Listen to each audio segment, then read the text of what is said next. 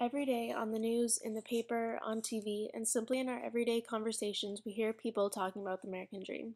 It seems that because we use the term so often, we have somewhat lost sight of what it really is. Is it owning the newest and most expensive car, house, or television? The American dream isn't, or at least shouldn't be, about owning these material possessions. The only way we can truly discover what the American dream is when we take a look back into the history of our country and the influence that it has on our society today. By the early 1900s, the United States was finally recognized as a world leader. After years of internal political disagreements, the country is just starting to work together as a nation.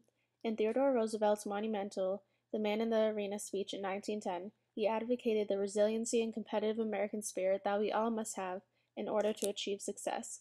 In addition, he depicted how hard work can make you achieve anything, as long as you are working for something you believe in.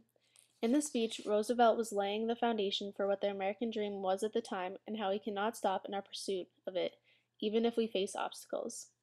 Later in the century, in 1933, at his first inaugural address, Franklin Delano Roosevelt addressed the nation about his goals for the presidency.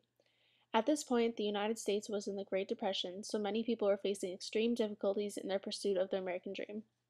Franklin Delano Roosevelt agreed in his speech with Theodore Roosevelt because he explains how, in order to move forward and get out of trouble, everyone must work together. In addition, he stated that happiness is not the mere possession of money, it is the joy we get when we accomplish our goals.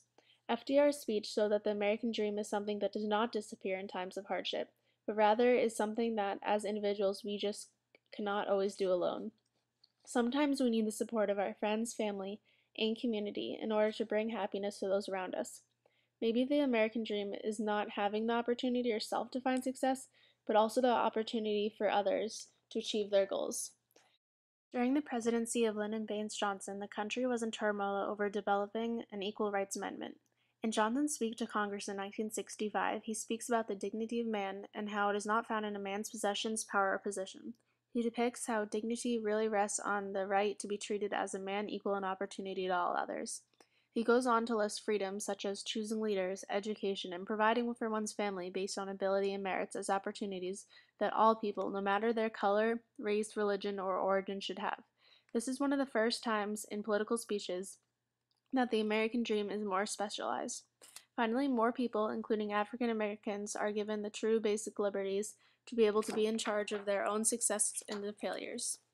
Before, the American dream was naively depicted as the opportunity that all Americans had, but this was not really the case. At this point, the American dream finally embodied the Constitution's writings of every man equal with the same opportunities. The American dream today is still a saying that every American tries to accomplish. In the last major speech on the BP oil spillage, the president asked for the support of the nation to band together and help the people living along the Gulf Coast. He depicted how people that are not living there now are unaware of the devastation. In addition, he explained how we are fortunate to be able to carry on with our lives, our hopes, and our dreams. But for people living along the Gulf Coast, the American dream may be temporarily shut down without the help and support from others.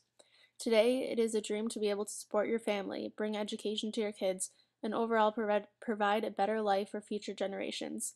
The presidential speech showed that one of the most important things to understand about the American dream is that there is always going to be some failures before successes. In order to move past the difficulties, it is important that we all work together so that everyone has the equal opportunity to achieve the American dream. Overall, the American dream has been an ideal of the United States since the dawn of its existence. It embodies our constitutional values of equality and equal opportunity, no matter your background. While the country has progressed towards the future, it is evident that the American dream has not significantly changed. Rather, it has just become more attainable. With changes in civil rights so everyone is equal, and the support of our community, more and more people have been able to live the American dream. The truth is that we use the phrase the American dream so often that people begin to forget what it was originally about freedom. Today, we are wrapped up in thinking that monetary possessions and being able to buy the next greatest iPod as achieving the dream. The dream is undefinable. Therefore, we must all take control of our lives to achieve the success that we so desire.